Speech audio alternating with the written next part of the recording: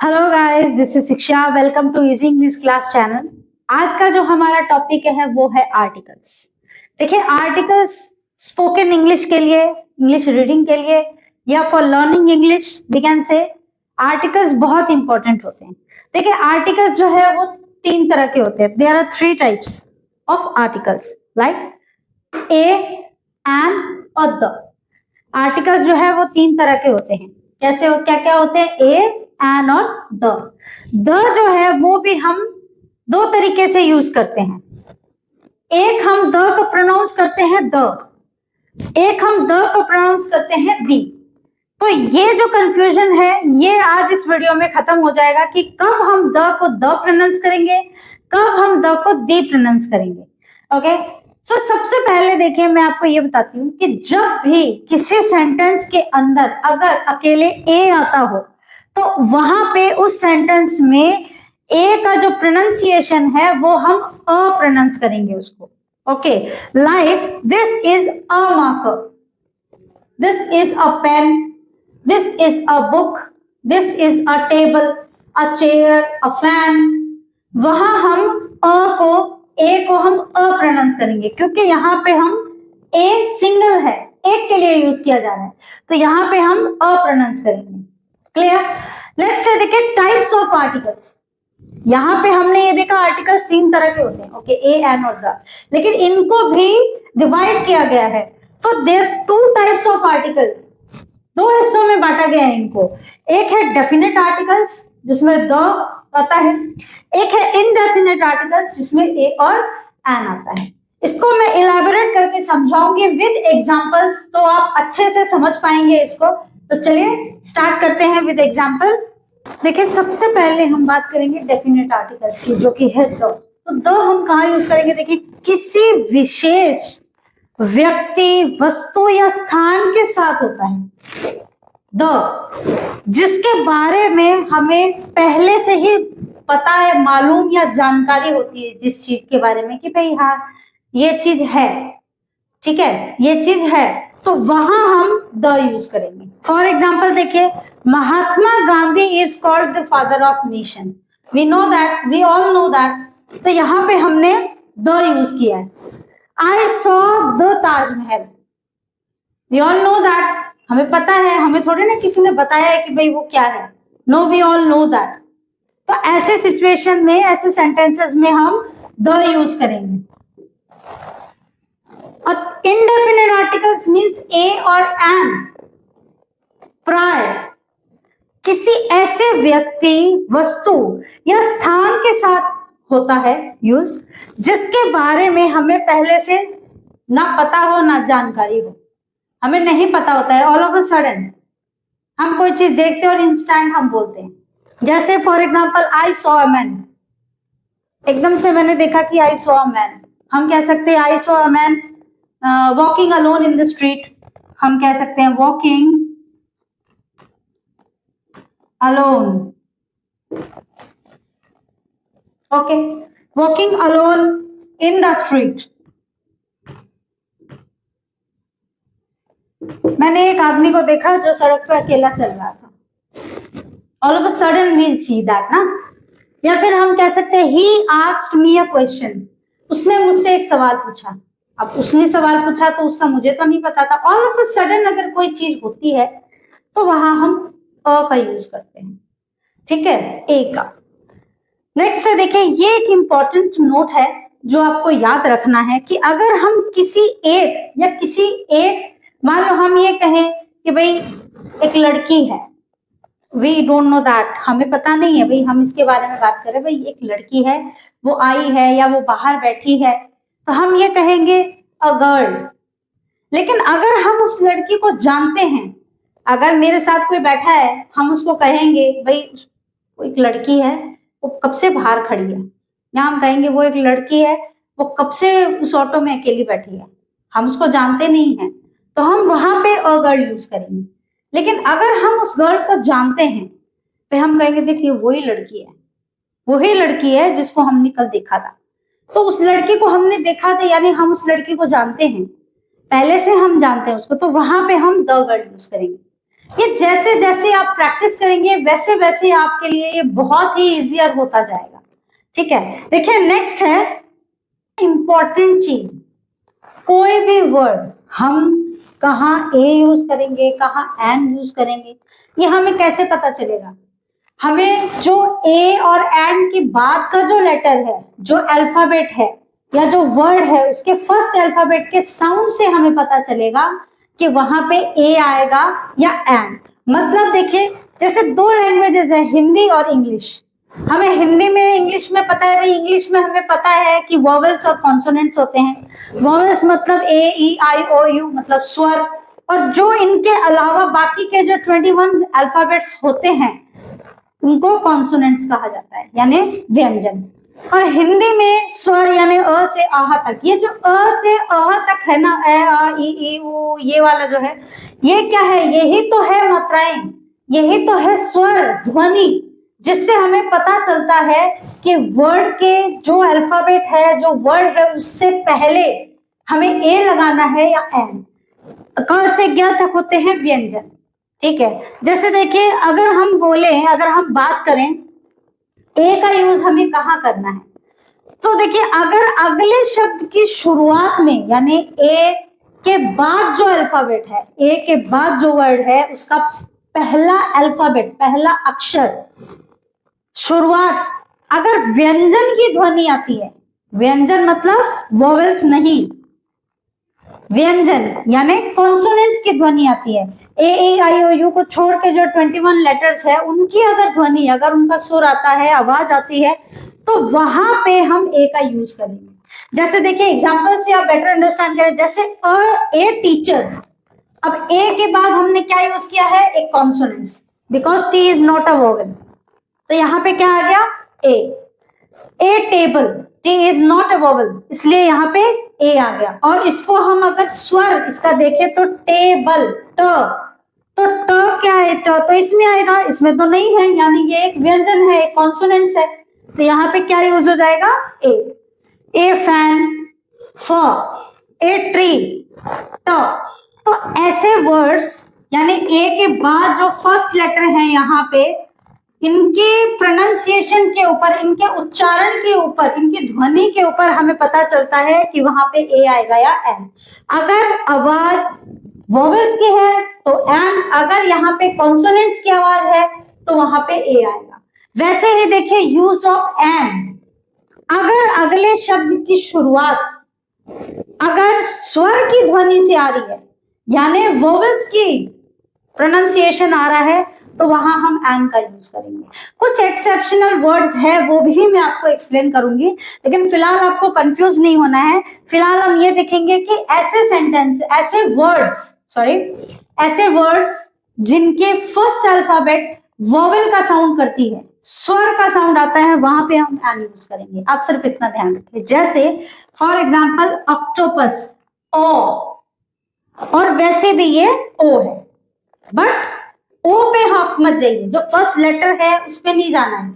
हमारी जो आवाज, जो उच्चारण, जो प्रोनाउंसिएशन आता है, वो डिपेंड करता है, उस पे डिपेंड होता है कि ए आएगा या एन। तो यहाँ पे ऑक्टोपस यानी ओ, तो ये हमारा वोवेल है।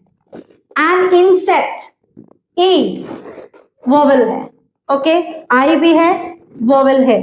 एन एग एक्सेट्रा, बहुत सारे वर्ड्स हैं ऐसे, ओके।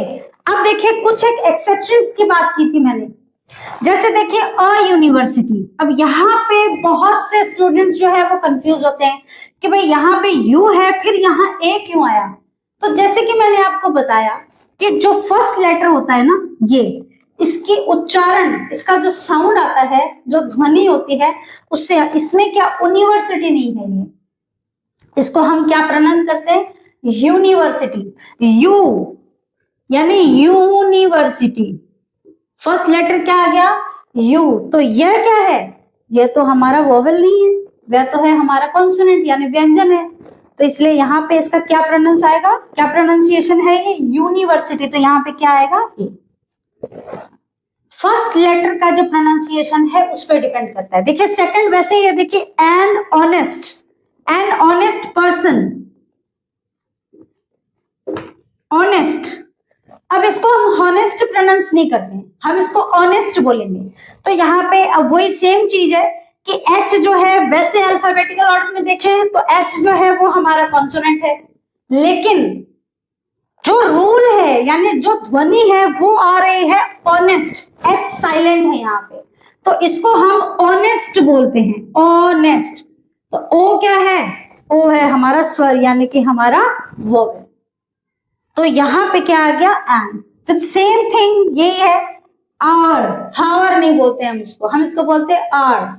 तो इसका भी प्रोनाउंसिएशन क्या आएगा, आर, आ। तो यहां पे आ गया एन। यूनियन, यूनियन, ओनियन नहीं, यू, तो यहां पे क्या आ गया, यू। तो ये कुछ एक्सेप्शनल वर्ड्स है, लेकिन don't get upset and don't get confused.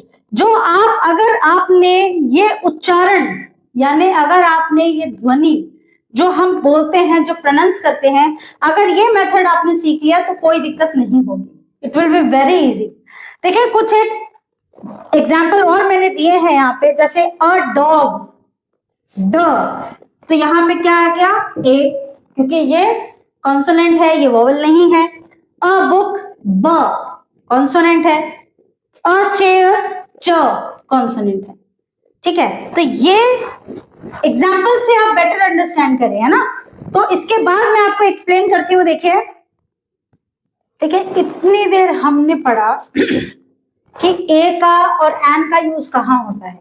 अब बारी आती है द की, कि द का यूज कहाँ होता है।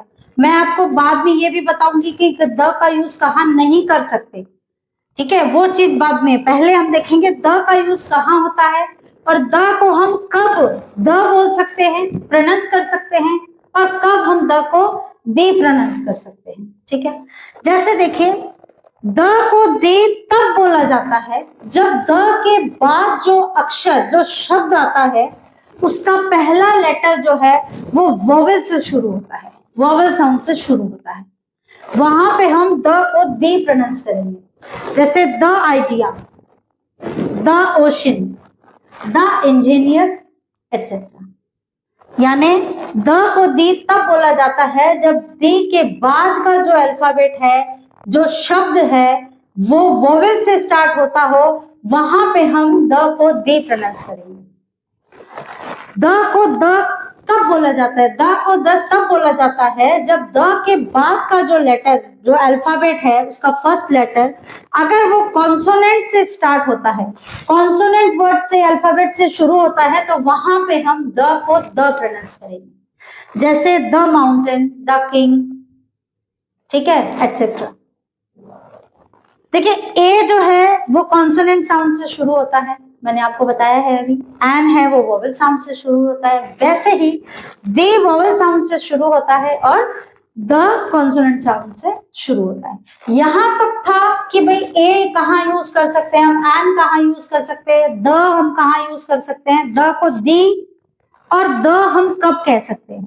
अब मैं आपको एक्सप्लेन करूंगी। अब मैं आपके सामने कुछ एक एग्जाम्पल्स रखूंगी, कुछ एक पॉइंट्स रखूंगी जहां हम द यूज कर सकते हैं, कि हमें कौन से सिचुएशन में, कौन से सेंटेंस में, कौन से वर्ड के साथ हमें द यूज करना है।